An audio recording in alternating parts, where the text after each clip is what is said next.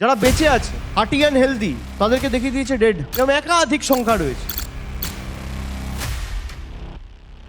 আর এই লিস্ট যদি রিলিজ না করা হয়, আপনাদের যত গায়ের জোর আছে আপনারা প্রয়োগ করুন, ইলেকশন কমিশনের অফিস ঘেরাও হবে। জীবিত রয়েছে, মৃত দেখিয়ে দেওয়া হয়েছে। হুগলি থেকে 7 জন রয়েছে, হাওড়া থেকে 7 জন রয়েছে, নদিয়া থেকে 5 জন রয়েছে, পূর্ব মেদিনীপুর, দক্ষিণ কলকাতা, বর্ধমান, বীরভূম, মুর্শিদাবাদ থেকে 2 জন রয়েছে। এরকম একাধিক সংখ্যা রয়েছে। যারা বেঁচে আছে হার্টি অ্যান্ড হেলদি তাদেরকে দেখিয়ে দিয়েছে ডেড।